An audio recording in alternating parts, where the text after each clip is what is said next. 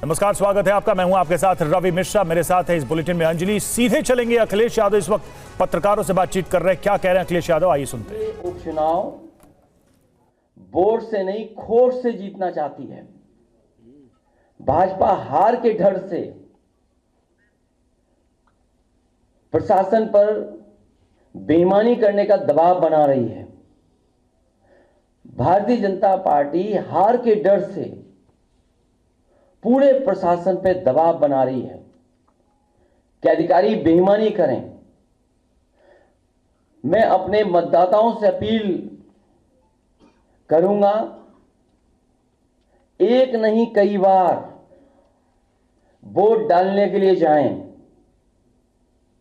डटे रहें और वोट डालकर ही आएं। मैं एक बार फिर अपने सभी मतदाताओं से कहूंगा, मैं अपील करना चाहता हूं उनसे, एक बार नहीं कई बार जाएं, डटे रहें और वोट डाल करके आए। जो हमें अधिकार मिला है वोट डालने का, उसको जरूर वोट डालें। और कल भी चुनाव आयोग ने उत्तर प्रदेश के समाजवादी पार्टी की शिकायत पर यह बात कही गई थी और चुनाव आयोग ने कहा है कि पुलिस कहीं भी रोक नहीं सकती, जांच नहीं कर सकती है, कार्ड नहीं देख सकती है, वो भी कागज आप दिखाइए। लेकिन पूरी तरीके से आप सब जानते हो, जो वीडियोस आ रहे हैं, जो आपके चैनलों पे चल रहे हैं या यूट्यूबर्स भेज रहे हैं, ये चुनाव आयोग ने निर्देश दिए हैं कि पुलिस कहीं भी चेक नहीं कर सकती आईडी। भाजपा इन उपचुनावों के लिए इतनी बेईमानी कर रही है क्योंकि इसे जनता भी हरा रही है और उसके अपने लोग भी हरा रहे हैं। ये बेईमानी पे इसलिए उतर आए हैं कि जनता तो है ही खिलाफ, इनके अपने लोग भी इनके खिलाफ हैं। दिल्ली और डिप्टी दोनों इनके खिलाफ हैं। दिल्ली और इनके डिप्टी और बहुत सारे ऐसे साथी हैं जो इनके खिलाफ हैं। ये इसलिए हिले हुए हैं क्योंकि इनका सिंहासन हिल गया है। इनका सिंहासन हिल रहा है। भाजपा अंदरूनी लड़ाई से होने वाले वोट की कमी को विपक्ष के वोटर्स को वोट न डालने दे करके पूरा करना चाहती है कि हमारे विपक्ष के लोग वोट न डालें। जो इनके खुद वोटर भाग रहे हैं, जो इनके खिलाफ वोट डालना चाहते हैं। इसीलिए आप जहां कहीं भी देखेंगे पुलिस रोक रही है, वहां बड़े पैमाने पर समाजवादी वोटर्स हैं जो इनके अपने वोटर नहीं निकल रहे हैं, जिसकी वजह से हार रहे हैं। तो उसकी कमी पूरी करने के लिए समाजवादी पार्टी के वोटर्स को भी वोट डालने नहीं दे रहे हैं। मैंने कई मौकों पर कहा और फिर कह रहा हूं मैं, हमारे लोग सारे वीडियो फोटो इकट्ठे कर रहे हैं और गड़बड़ी में जो पुलिस प्रशासन लिप्त है, उन लोगों के नाम और पदनाम भी हम लोग जानकारी कर रहे हैं। मैंने अपने समाजवादी साथियों से कहा है कि सारे वीडियो और फोटो इकट्ठे करें और गड़बड़ी में लिप्त पुलिस और प्रशासन के लोग, उनके नाम और पदनाम भी जानें। किसी को भी बख्शा नहीं जाएगा। इस चुनाव का परिणाम तो हमारे पक्ष में ही आएगा, लेकिन कल को कोर्ट का फैसला इन बेईमान अधिकारियों के खिलाफ ही आएगा। न्यायालय किसी को नहीं छोड़ेगा। सबकी नौकरी, पीएफ, पेंशन भी जाएगी और उनके बच्चों, परिवार, रिश्तेदार, समाज में बनी बनाई इज्जत भी जाएगी। बेईमानी का ठप्पा लगवाकर वो हमेशा के लिए अपनी जिंदगी बर्बाद कर लेंगे। जनता ऐसे अधिकारियों को किस निगाह से देखेगी, कहने की जरूरत नहीं है। मैं ये बात फिर कहता हूं, इस चुनाव का परिणाम तो हमारे पक्ष में ही आएगा, लेकिन कल को कोर्ट का फैसला इन बेईमान अधिकारियों के खिलाफ ही आएगा। न्यायालय किसी को नहीं छोड़ेगा। सबकी नौकरी, पीएफ, पेंशन भी जाएगी और उनके बच्चे, परिवार, रिश्तेदार, समाज में बनी बनाई इज्जत भी जाएगी। बेईमानी का ठप्पा लगवाकर वो हमेशा के लिए अपनी जिंदगी बर्बाद कर लेंगे। जनता ऐसे अधिकारियों को किस निगाह से देखेंगे, कहने की जरूरत नहीं है। और मेरी सुबह चीफ इलेक्शन कमिश्नर से 2 बार बात हुई है। उन्होंने कहा कि जो भी संबंधित अधिकारी बेईमानी कर रहे हैं, बेईमानी कराना चाहते हैं, वोट डालने के लिए रोक रहे हैं, उनकी जानकारी दीजिए। मुझे पूरा भरोसा है कि जब चीफ इलेक्शन कमिश्नर के माध्यम से हमें आश्वासन मिला है तो ये चुनाव निष्पक्ष होगा और जो वोटर्स वोट डालने जा रहे हैं उनको वोट डालने का मौका मिलेगा।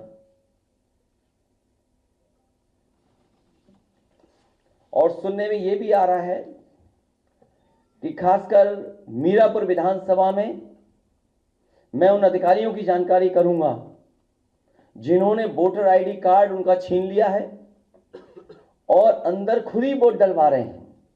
ऐसे पीठासीन अधिकारी, ऐसे बूथ ग्राम सीकरी, बूथ नंबर 38, 39, 40, 41, 43, खेड़ी, फिरोजाबाद, वहां के बूथों पर, जौली में जहां मैं खुद गया था, मतदाता एक एक मतदाता समाजवादी पार्टी को वोट डालने जा रहा है। बूथ नंबर 141, 142, 143, 146, 155, इन पर जो पीठासीन अधिकारी या जो बैठे हैं, हम लोग नोट करके रखेंगे कि जिस तरह का वो व्यवहार कर रहे हैं कानून के हिसाब से इनके खिलाफ कार्रवाई होगी। कि थोड़ा बूथ नंबर 286, 287, 288 और बड़ी सूचना हमारे उन कागजों में है जो है ये हारने वाले डरे हुए हैं, इसीलिए वोट को रोक रहे हैं। हमें उम्मीद है कि इलेक्शन कमिश्नर से जो बात हुई है वो भी इन सभी वीडियोस को देख रहे होंगे और ऐसे संबंधित अधिकारी खासकर पुलिस के जो वोटर्स को रोक रहे हैं उनके खिलाफ कार्रवाई करेंगे। बहुत धन्यवाद।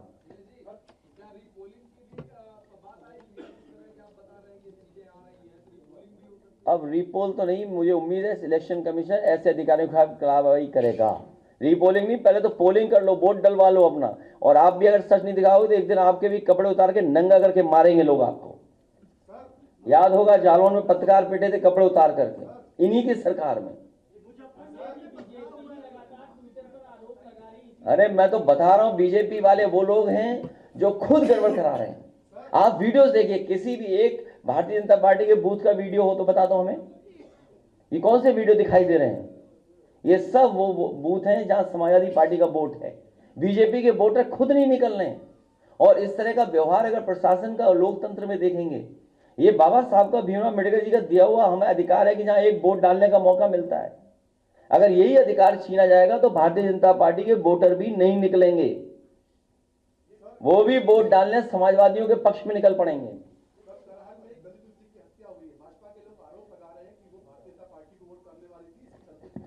कभी समाजवादी पार्टी इसकी जो सीट करहेल की है वो ऐतिहासिक वोटों से जीतने वाली सीट है। ये भारतीय जनता पार्टी के पास डीएम है, एसपी है। आपको नहीं समझ में आता, इतने पढ़े लिखे पत्रकार भाई हो, कि कौन बेईमानी कर रहा होगा? बीजेपी के खुद बेईमान कर रहे हैं। बेईमानी, इनकी भाषा नहीं देखी पूरे प्रचार में आपने? इनकी भाषा कैसी थी? इन्होंने कोई अपने विकास पर अगर वोट मांगा तो बता दो हमें, क्या इन्होंने विकास पे वोट मांगा? ये जो अपना सिंहासन बचाना चाहते हैं, इस बाई इलेक्शन के बाद इनका सिंहासन भी चला जाएगा। सर आधा दिन, इसलिए मैं एक बार फिर अपील करता हूं अपने वोटरों से, हम मतदाताओं से अपील करेंगे लगातार कि वोट डालने के लिए जाएं, डटे रहें। एक बार अगर पुलिस वापस कर दी, दोबारा जाएं, अपना आईडी कार्ड मांगें और जो संबंधित अधिकारी आपसे छीन उनका वीडियो बनाइए और वीडियो हम लोगों को भेजिए और जारी करिए। और कुनरकी में तो हमारा प्रत्याशी खुद ही कह रहा है, सबके पास वीडियो है कि किस तरीके से बेईमानी कर रही है भारतीय जनता पार्टी। लेकिन हम तब भी जानते हैं कि समाजवादी पार्टी जीतेगी।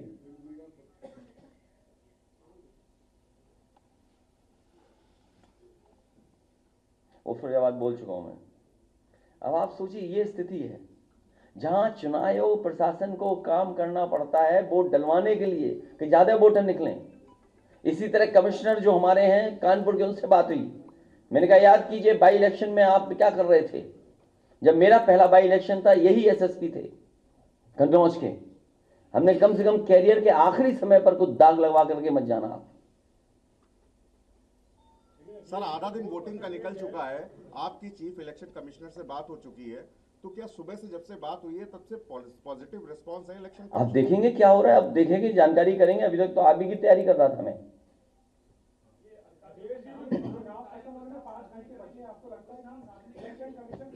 5 घंटे नहीं, जब तक लाइन में लगे रहेंगे तब तक वोट पड़ेगा। इसलिए मैं अपील कर रहा हूं अपने वोटरों से कि अगर एक बार पुलिस वापस करे तो दोबारा जाएं। अगर वो आईडी कार्ड मांग रहे तो दोबारा पुलिस नहीं चेक कर सकती आईडी कार्ड। बाकायदा हमारे पास कागज है। इसीलिए मैं आपके माध्यम से कह रहा हूं, कहीं ऐसा तो नहीं कि आप लोग भी बीजेपी के साथ हो गए हो। कुछ हो गए होंगे तो कोई बात नहीं, कुछ होंगी बोल रहे, कुछ हो गए हैं? नहीं, हमारे पास जो नाम आए हैं, कुंदरकी के थाना अध्यक्ष प्रदीप कुमार शरावत,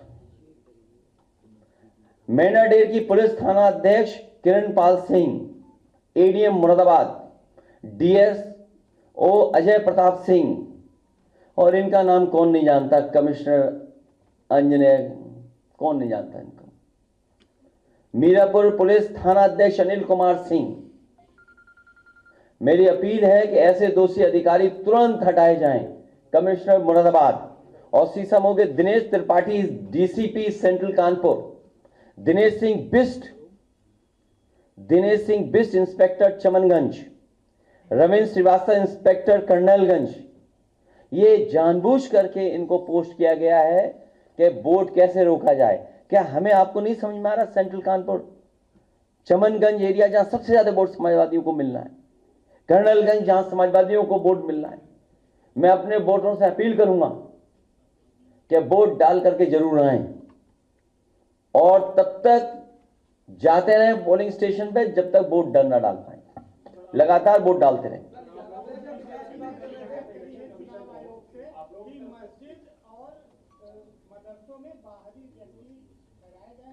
ये भाजपा फर्जी बोल रही है। भाजपा ज्यादा झूठ को नहीं बोल सकता, भाजपा ही झूठे हैं।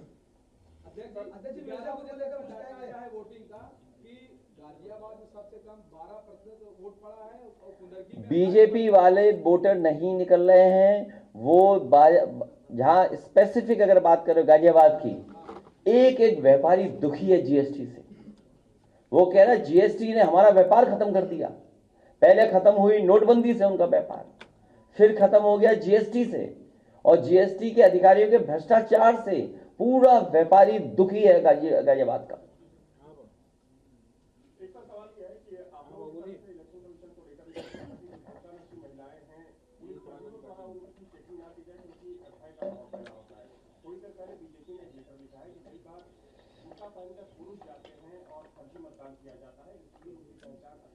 तुम बीजेपी से ज्यादा कोई झूठा हो सकता है? नहीं, वो अंदर देखेगा, वो बैठे थे ना उसमें पोलिंग स्टेशन में, वो तो देखेगा वोटर लिस्ट में फोटो क्यों है। वो तो बाकायदा मैं कह चुका हूं, वो कागज दिखा दो। नहीं अनपढ़ लग रहा है ये पत्रकार, दे दो कागज एक बार दोबारा, क्या दिया इनका इलेक्शन कमीशन ने। तो भाई हम तो कह रहे हैं ना इलेक्शन कमीशन से। मेरी जब राजीव कुमार जी से बात हुई, उससे बड़े तो नहीं हो ना आप? उससे बड़े हो क्या आप? वो देखा, इसको पढ़ लेगा जरा, दे दो इसको, पढ़ा लिखा नहीं है, दे दो कागज इसको ही पढ़ ले भाई, दे दो कागज इसको, शायद पढ़ ले। नहीं पढ़े नहीं तो इस तरह की बात नहीं करनी चाहिए ना। इसको क्या छेड़ रहा, बात कर रहा है ये पत्रकार। तो बोलो ना, बीजेपी कह रही है ये बात, अपने तरफ से क्यों कह रहे हो ये बात? नहीं, ये नहीं कहा आपने, ये बीजेपी का शब्द नाम नहीं लिया, इस्तेमाल नहीं किया आपने। भाई हम इलेक्शन कमीशन ये कह सकते हैं ना, इलेक्शन कमीशन से हम कह रहे हैं। राजीव कुमार जी से बड़े हो आप? जब उसे शिकायत कर दी कि ये ऐसी घटना हो रही है और बीजेपी को आप सच मानोगे? अरे आपके साथी के कपड़े उतार के पीटा गया, मथुरा में पीटा गया आपका साथी। दे दो कागज, दिखा दो एक बार। और आप नहीं समझते नियत मंशा क्या है उसकी, कि क्या क्यों कह रही है बीजेपी है? केवल मुस्लिम मतदाता की वजह से। मैं उनसे कहूंगा कि एफिडेविट दें, ऐसे अधिकारियों के खिलाफ कार्रवाई कराएंगे। इनका सिंहासन हिल रहा है, सिंहासन बचेगा नहीं। पूरे बाई इलेक्शन में मैंने कहा, एक भी विधायक उनके पक्ष में नहीं आया कि हाँ सिंहासन बचा रहेगा।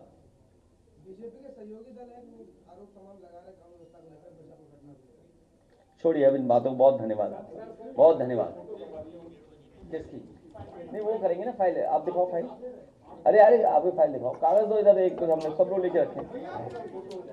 यूपी उपचुनाव में वोटिंग के दौरान सीसामऊ के एक बूथ पर पहुंची महिलाओं ने शिकायत की है कि उन्हें कागजात में उलझाकर वोट नहीं डालने दिया जा रहा है। टीवी 9 संवाददाता विपिन चौबे ने उनसे बात की।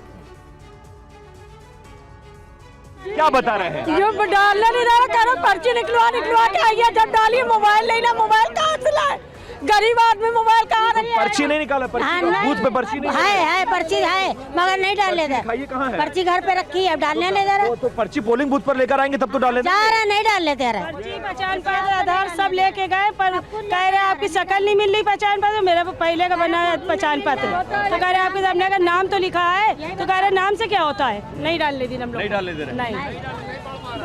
आप लोग भी गए थे पोलिंग बूथ पर? वोट डाला है। आप लोग को डालने दे रहे हैं? तो किसको नहीं डालने दे रहे? कोई ऐसा है जिसको वोट ना डाले? हाँ, परेशान कर रहे हैं बहुत। बोले कौन परेशान कर रहा है? मोहम्मद अली पार्क से बताइए, ढूंढ रहे हैं, नाम ही नहीं मिल रहा है। नहीं, परेशान कौन कर रहा है? अरे जो पर्ची नहीं बन रही, नाम नहीं मिल रहा, तो डालेंगे कहाँ से? असल बात ये जब पर्ची होगी जिसके बाद उसको वोट डालने दे रहे हैं। क्या आप बताइए, क्या कह रहे हैं, क्या परेशानी है आपकी? परेशानी है, हम वोट डालने गए थे, हमको बीच में रोक लिया गया। उन्होंने कहा आप अपना ID दिखाइए। बीच में किसने रोका? पुलिस वालों ने।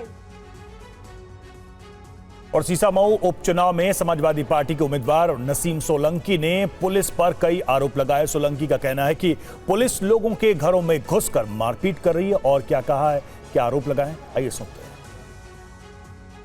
क्या माहौल है और क्या लोगों से शिकायतें मिल रही हैं आपको? आप अंदर आपने खुद कवर करा होगा, एक बंदे को इतना मारा उसकी आंख पूरी जो है वो हो गई है, डैमेज हो गई है। आप देखिए 100 मीटर पहले ही औरतें जो है चेक करने के नाम पे रोके ले रही हैं सबको। ये गलत है ना, मत अधिकार है, आप वो कैसे उनका छीन सकते हैं? चुनाव आयोग ने कहा है कि आप ज्यादा से ज्यादा वोटिंग करिए। अब कैसे करेंगे जब आप उनको दूर से रोक दे रहे?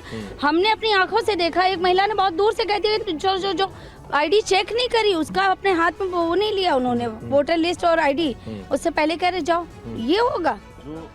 ये शिकायत की गई थी समाजवादी पार्टी की तरफ से कि पुलिस के द्वारा नकाब ना चेक किया जाए, ID ना चेक किया जाए, और इसको लेकर बाकायदा उत्तर प्रदेश निर्वाचन आयोग ने कल ये एडवाइजरी जारी की है। फिर भी कोई आदेश नहीं मान रहा। शुक्रिया अदा करूंगी मैं, आपको सारे कैमरे को शुक्रिया अदा करूंगी कि आप लोग मेरे साथ आए, कम से कम हमारी चीजों को आप दिखा रहे हैं कि क्या हो रहा है। इस तरीके से वोटिंग होती है। आपने राष्ट्रीय अध्यक्ष जी से बात की, पार्टी से बात की, शिकायत की निर्वाचन आयोग से? पार्टी से फोन आ रहा है कि आप पहुंचिए, वहाँ पहुंच के ग्राउंड पे रिपोर्ट बनाइए।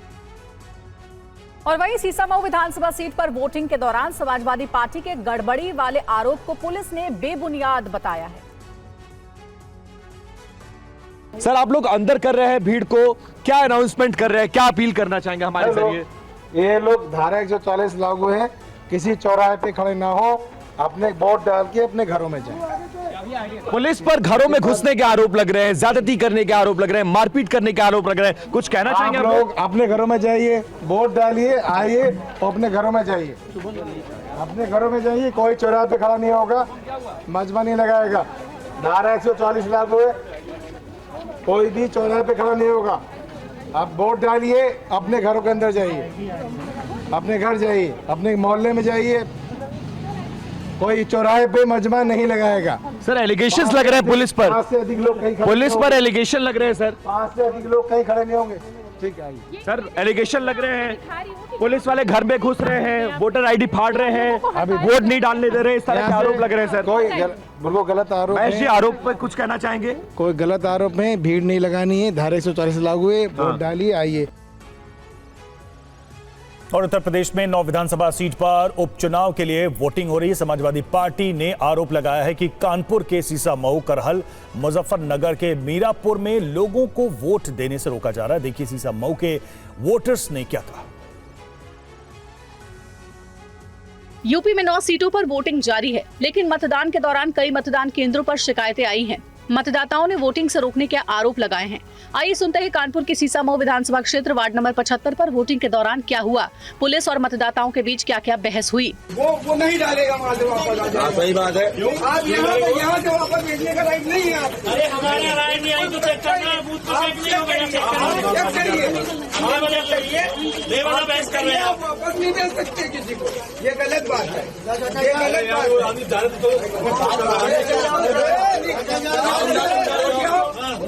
बात है। सीतामऊ विधानसभा क्षेत्र के वार्ड नंबर 71 पर भी शिकायतें मिली है। क्या कह रहे हैं मतदाता, आइए सुनते हैं। क्या हुआ आप लोगों के साथ में? पर्ची नहीं बल्ले दे रहे हैं कहीं पे, जो पहले पर्ची बनती थी जी जी, सब अंदर से मार भगा दिया सर। पर्ची नहीं बनने दे रहे हैं। अब मुंह खुलवा रहे हैं वो लेडीज जो है, मुंह खोल रही जा रहे हैं। आप लोग का वोट नहीं पड़ा, डालने नहीं दे रही पुलिस। मुरादाबाद के कुंदरकी विधानसभा में समाजवादी पार्टी ने वोटिंग के दौरान मतदाताओं को डराने धमकाने का आरोप लगाया है। एसपी के आरोपों पर पुलिस क्या कह रही है, आइए दिखाते हैं पूरी खबर रिपोर्ट में। ये मुरादाबाद की कुंदरकी विधानसभा क्षेत्र है, जहां वोट देने गए मतदाताओं ने प्रशासन पर कई गंभीर आरोप लगाए हैं। लोगों का कहना है कि उन्हें वोट देने नहीं दिया जा रहा है। क्यों आया आप? साईं गाने कह रहे हैं इस पर्ची से वोट नहीं पड़ेगा, ये मना कर रहे हैं, सबको लुटा रहे हैं, सबको लुटा रहे हैं। ये मैं और वोट डालने वाली जो पार्टी है वो मना कर रही है। उन्होंने मना कराया है उनसे, मना कर बोले पर्ची देखो इनकी चेक करो, बोले ये फर्जी पर्ची लेके आए हैं। फर्जी और एक नेता आए हैं भाजपा। हाँ, मैंने ये भी बोला, ये उधर से सामने से भाजपा का नेता भी आए हैं कोई, और उन्होंने अंदर जा रही है, उन्होंने ईवीएम पे मैंने बटन दबाया था तो उन्होंने मेरा वोट चेक करा, बोले काहे का बटन, वोटना पड़ेगा। वहीं समाजवादी पार्टी के आरोप पर मुरादाबाद एसएसपी का बयान सामने आया है। सतपाल अंतिल ने सभी आरोपों को बेबुनियाद बताया है। इस प्रकार के जो भी आरोप लगाए गए हैं उन आरोपों की विधिवत जांच की गई है, राजपत्रित अधिकारियों के द्वारा मजिस्ट्रेट्स के साथ में जांच की गई है। इस प्रकार के जितने भी आरोप हैं वो पूरी तरह से फर्जी है। और इन शिकायतों के बीच समाजवादी पार्टी के सांसद रामगोपाल यादव ने कहा कि बीजेपी ईमानदारी से एक भी सीट नहीं जीत सकती। ईमानदारी से तो बीजेपी एक सीट जीत ही नहीं सकती, एक भी। जनता आजिज आ चुकी है, कानून और व्यवस्था ध्वस्त हो चुकी है। डिवीजिव पॉलिसीज़ के चलते सभी लोग दुखी हैं। भाई अशांति कहीं होती है तो ऐसा थोड़ी कि उसमें कि मुसलमान ही पीड़ित हो, हिंदू न हो। दुख तो सभी को होता है, नुकसान सबका होता है। लेकिन जिस प्रदेश का मुख्यमंत्री इसी तरह की बातें करने से समझता हो कि चुनाव जीत जाएंगे, उसने लोकसभा से कोई सेशन चुनाव से कोई सबक ही नहीं सीखा है। जबरदस्ती उपचुनाव में तो रामपुर उपचुनाव जीत लिया जबरदस्ती की नहीं, लोकसभा हार गए ऐसे ही नहीं, ऐसे ही खड़ा कर दिया था अखिलेश ने एक आदमी, तब भी हार गए। तो आम चुनाव, इस पर कोई असर आम चुनाव पर तो होने वाला नहीं।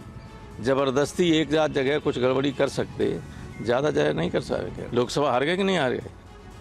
लोकसभा हार गए, बुद्धि नहीं है तो उसके लिए कोई पढ़ाने थोड़ी जाएगा उनको। बीजेपी के चुनाव आयोग से मांग, बुर्के में आने वाली वोटर्स की पहचान सुनिश्चित हो। महिला कर्मी बुर्के वाली महिला वोटर्स की पहचान करे, बीजेपी का ये कहना है। पहचान सुनिश्चित न होने पर फर्जी वोट की आशंका है।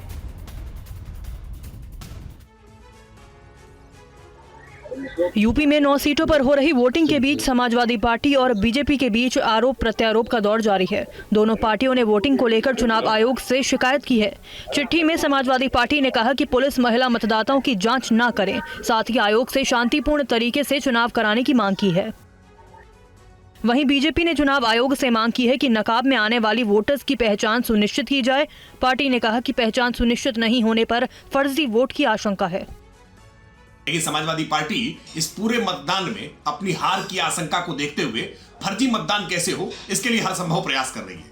अलग अलग विधानसभा क्षेत्र के लोगों को बड़ी संख्या में बाहरी लोगों का जमावड़ा कर रखा है और प्रयास किया जा रहा है कि फर्जी मतदान हो जाए।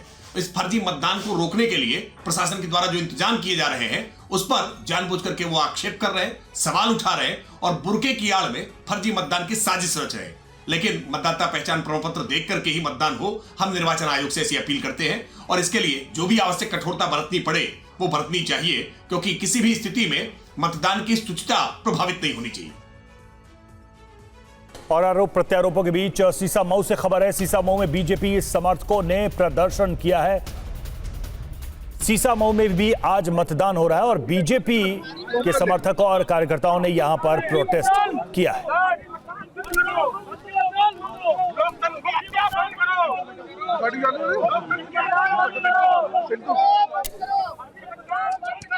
फर्जी मतदान बंद करने के नारे लगाए जा रहे हैं बीजेपी के समर्थकों के द्वारा।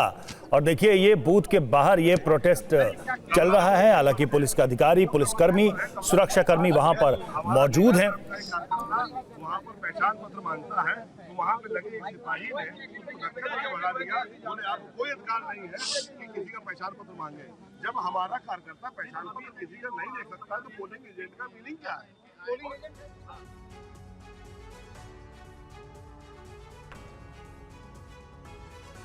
अगली खबर का रुख करते हैं। महाराष्ट्र में सुबह 11 बजे तक 18.14% वोटिंग हुई है। वर्ली में 19% वोटिंग हुई है। बारामती में 23% तक वोटिंग हुई है। वहीं माहिम में 23% तक वोटिंग हुई है। तो देखिए, आपको कुछ घंटे का डेटा बता रहे हैं। 11 बजे तक का ये डेटा है।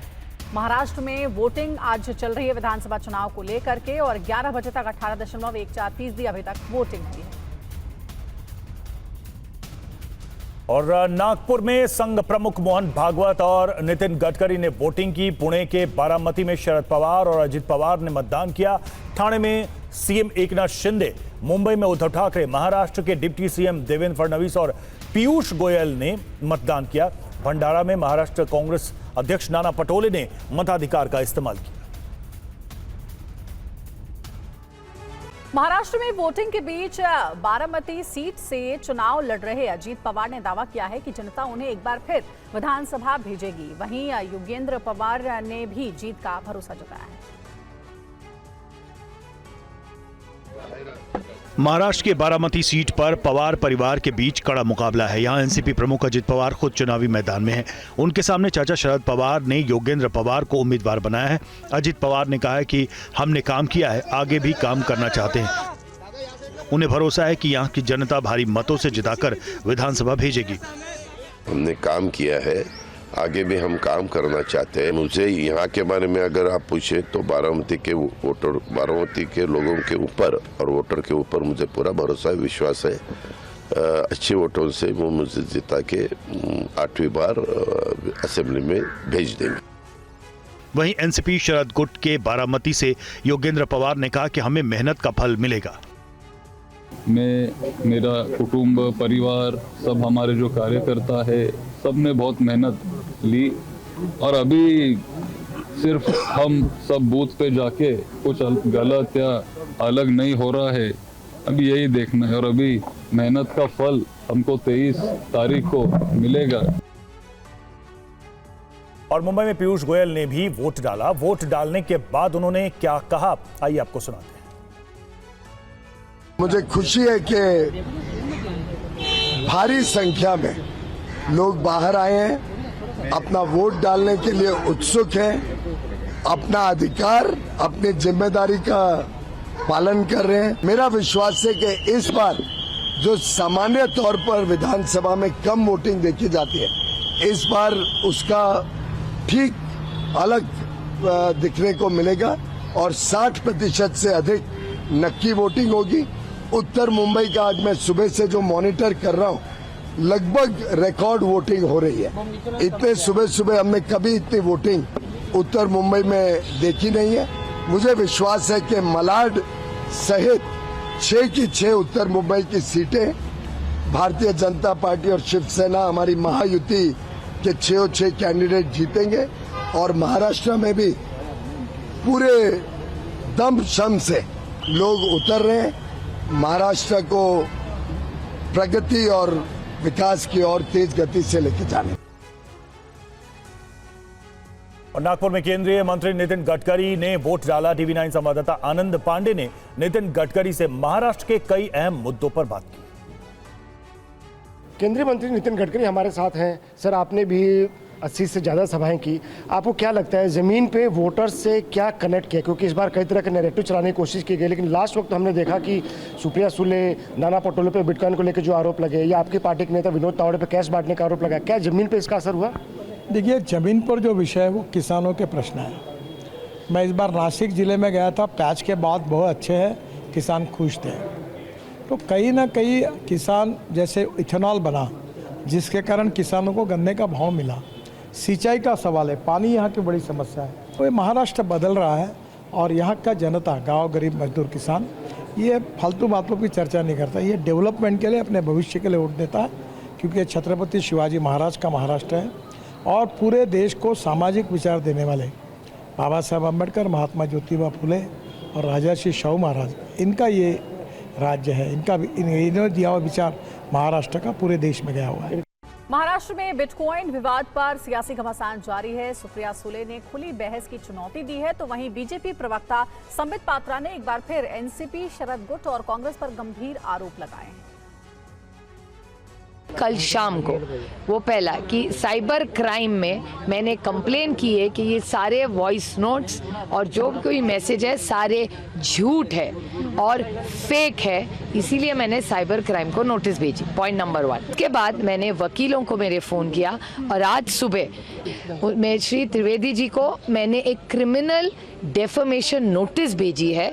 सुधांशु त्रिवेदी जिस शहर में चाहे, जिस चैनल पे चाहे, जिस वक्त चाहे वो जहां बुलाएंगे मैं आ जाऊंगी और हर एक का जवाब मैं दे दूंगी, क्योंकि for all the questions my reply is no no no no no, lies lies lies lies lies. ये महाविकास अघाड़ी के कुछ आगे की पंक्ति के नेता, जिनमें सुप्रिया सुले जी का नाम है, जिनमें कांग्रेस पार्टी के अध्यक्ष नाना पटोले जी का नाम है, उनके द्वारा लगभग 235 करोड़ रुपए के घोटाले, गबन और उस गबन के पैसे का इस चुनाव में खर्चे का पूरा ब्यौरा सामने आता है कि एक पूरा नेक्सस बना हुआ था 2018 के बाद और 2019 के लोकसभा में और 2024 के असेंबली इलेक्शन में, दोनों इलेक्शन में ये जो वैलेट चोरी हुआ था जिसमें करोड़ों रुपए थे,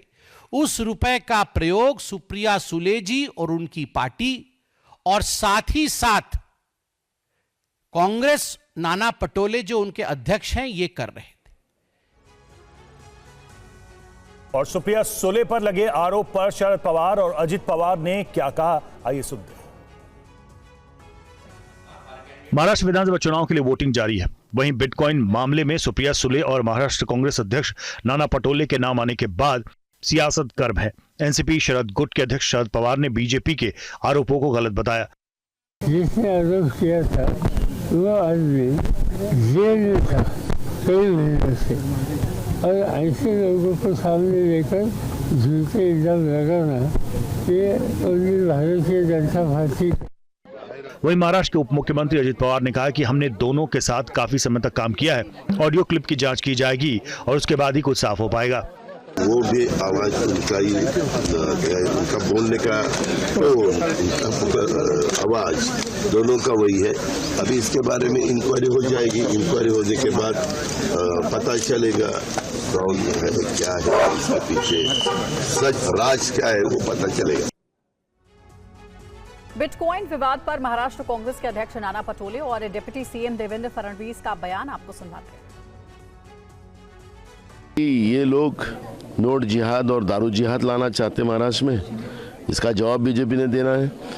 और वो बात छुपाने के लिए आज कल रात को एक तथाकथित एक तोतैया आईपीएस अधिकारी लेके आए, रविंद्र पाटिल। वो आईपीएस कभी रहा नहीं है, तो वो खुद ही जेल में था। उसको सामने करके हम लोगों के ऊपर एलिगेशन लगाया गया। तो हमने कल ही उनको मानहानि का एक नोटिस भी हमने इशू किया है। कल एफआईआर भी दर्ज हमने करवाई है हमारे लीगल सेल ने। तो हम इंक्वायरी पूरी करवाएंगे। सरकार हमारी आ रही है। ऐसे ओचेगिरी करने वाले बीजेपी को हम सबक बिल्कुल सिस्टमेटिक सिखाएंगे। मैंने कल भी स्पष्ट कर दिया, न उन्होंने कोई पैसा बांटा, न उनके पास कोई पैसा मिला। जानबूझकर एक बवाल खड़ा करने का प्रयास किया गया, एक इकोसिस्टम को यूज़ किया गया। जहाँ तक सुप्रिया सुले जी पर और नाना पटोले जी पर जो आरोप लगे हैं, जिस प्रकार से एक पूर्व आईपीएस अधिकारी ने कुछ आरोप लगाए हैं, कुछ क्लिप्स उन्होंने जारी की है, मुझे ऐसा लगता है कि ये बहुत गंभीर इस प्रकार का प्रकरण है। और मैं आज इतना ही कहूँगा, इस प्रकरण की सिरे से जांच होनी चाहिए, क्योंकि इस प्रकार के एलिगेशन लगने के बाद वास्तविकता क्या है ये दुनिया के सामने आना बहुत ज़रूरी है। और आरएसएस प्रमुख मोहन भागवत आज सुबह ही मतदान केंद्र पहुंचे और वोट डाला। आरएसएस नेता सुरेश भैयाजी जोशी ने लोगों से मतदान में बढ़ चढ़कर हिस्सा लेने की अपील की। प्रजातंत्र में मतदान नागरिकों का कर्तव्य है और नागरिक कर्तव्यों को प्रत्येक नागरिक ने करना चाहिए।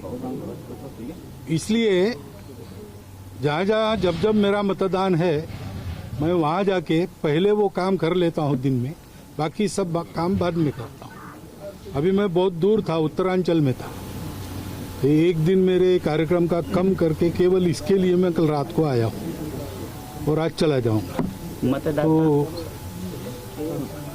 मतदान ये कर्तव्य है, मतदाताओं ने मत देना चाहिए। ये मैं बोलता हूँ तो मुझे करना है। अपेक्षा तो है लोग जागरूक होकर करें, अपने संविधान का अधिकार का पूरा उपयोग करें, सूझबूझकर मतदान करें। कल पैसों का एक मैटर सामने आया था, पैसे बांटने का, क्या ये उचित है? तो मैं नहीं जानता उसके बारे में। दिल्ली एनसीआर में प्रदूषण का स्तर लगातार गंभीर श्रेणी में बना हुआ है, जिससे लोगों को परेशानी का सामना करना पड़ रहा है। हालांकि कल के मुकाबले आज AQI में कुछ कमी जरूर आई है।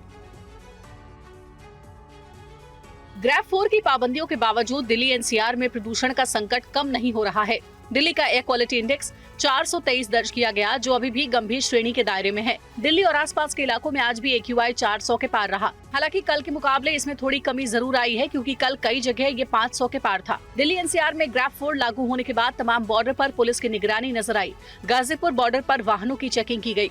कुछ इसी तरह की तस्वीर हरियाणा दिल्ली बॉर्डर पर भी नजर आई, जहां पुलिस पाबंदियों को लेकर अलर्ट नजर आई। हालांकि जैसे जैसे दिन चढ़ने लगा, लोगों को स्मॉग में थोड़ी राहत जरूर मिली, लेकिन इसके बाद भी सुबह 7 बजे तक मुंडका का AQI 464 दर्ज किया गया। अशोक विहार का 460 और रोहिणी का AQI 458 के आसपास रहा। दिल्ली एनसीआर में बढ़ते वायु प्रदूषण के चलते उत्तर प्रदेश के कई जिलों में प्रशासन ने एहतियाती कदम उठाए हैं। आम पब्लिक की परेशानियों को देखते हुए 12वीं तक के स्कूल कॉलेज अगले आदेश तक के लिए बंद कर दिए गए हैं। नोएडा और गाजियाबाद के बाद अब बागपत, मेरठ, हापुड़ और बुलंदशहर में 12वीं तक के स्कूल बंद हैं।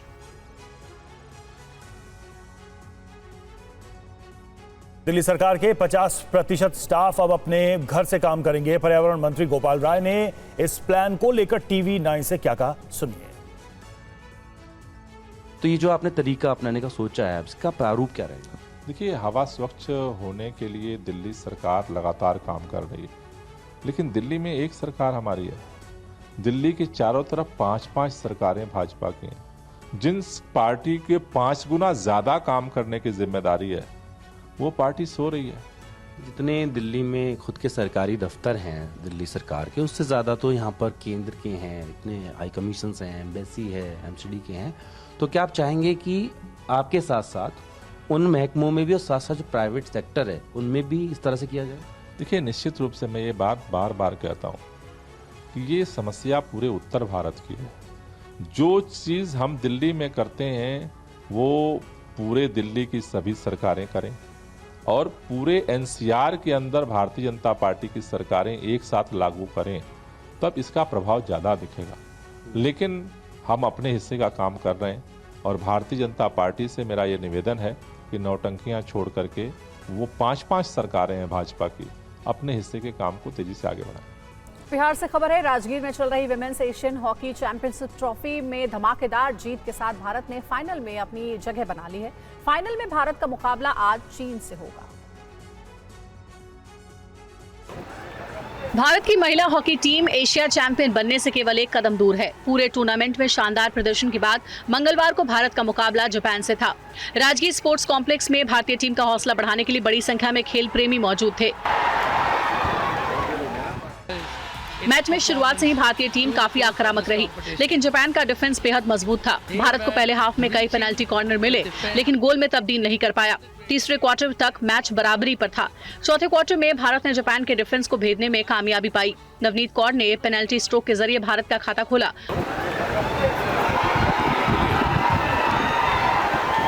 लालरेम सियामिस ने दूसरा गोल कर भारत की जीत सुनिश्चित की। जापान को अंतिम क्षणों में एक पेनल्टी कॉर्नर मिला, लेकिन भारतीय गोलकीपर बिचू देवी ने गोल रोककर उसे नाकाम कर दिया। इस तरह भारत ने 2-0 से जीत हासिल कर फाइनल में जगह बना ली। फाइनल में भारत का मुकाबला चीन से होगा। जापान को हराने के बाद भारतीय टीम के हौसले बुलंद हैं। फाइनल में आज चीन के साथ कांटे के मुकाबले की उम्मीद है। और 2014 में सत्ता संभालने के साथ ही पीएम मोदी ने देश में इंफ्रास्ट्रक्चर विकास पर खास जोर दिया। पिछले 10 साल में इंफ्रास्ट्रक्चर विकास की रफ्तार बेहद तेज रही। KPMG की एक रिपोर्ट के मुताबिक आने वाले 3 साल में भारत इंफ्रास्ट्रक्चर के क्षेत्र में जबरदस्त ग्रोथ हासिल करेगा। देखिए रिपोर्ट। दुनिया की जानी मानी फाइनेंशियल कंपनी KPMG ने अपनी रिपोर्ट में संभावना जताई है कि 21वीं शताब्दी में भारत कुछ सबसे बड़े इंफ्रा प्रोजेक्ट्स कार्यक्रम क्रियान्वित करेगा। मोदी सरकार लगातार हाईवे, पोर्ट, एयरपोर्ट, रेलवे जैसे सेक्टर में भारी भरकम निवेश कर रही है। KPMG की रिपोर्ट 120 सेक्टर से जुड़े दुनिया के प्रमुखों के सर्वे पर आधारित है। सर्वे में इंफ्रास्ट्रक्चर और ट्रांसपोर्ट सेक्टर के CEO ने अगले 3 साल में आय और रोजगार के लिहाज से जबरदस्त ग्रोथ की संभावना जताई है। सर्वे में ऑस्ट्रेलिया, कनाडा, चीन, France, Germany, Bharat, Italy, Japan, Spain, Britain और अमेरिकी मार्केट के 11 इंडस्ट्री से जुड़े CEO शामिल थे। रिपोर्ट के मुताबिक इंफ्रास्ट्रक्चर और ट्रांसपोर्टेशन सेक्टर से जुड़े 63% CEO ने संभावना जताई है कि अगले 3 साल में इस सेक्टर की आय में 2.5% से ज्यादा की वृद्धि हो सकती है। 2025 तक $5 ट्रिलियन की अर्थव्यवस्था बनने का लक्ष्य हासिल करने में इंफ्रास्ट्रक्चर सेक्टर का बड़ा योगदान होगा। और इस बीच एक बड़ी खबर आ रही है। समाजवादी पार्टी के आरोप पर पुलिस वालों पर कार्रवाई हुई है। कानपुर में एक sub inspector suspend. Akhilesh Yadav ने सीसामऊ का वीडियो शेयर किया था। वोटर्स को वोट देने से रोकने का आरोप लगाया था। तो अखिलेश यादव ने देखिए ये वीडियो शेयर किया था जिसमें समाजवादी पार्टी के प्रमुख अखिलेश यादव का पुलिस कर्मियों पर आरोप था कि वोटर्स को वोट डालने से रोका जा रहा है, वोट डालने नहीं दिया जा रहा है। इसी पर अब कार्रवाई हुई है। समाजवादी पार्टी के आरोप पर पुलिस वालों पर कार्रवाई हुई है। कार्रवाई की गई है। कानपुर में एक सब इंस्पेक्टर को सस्पेंड किया गया है।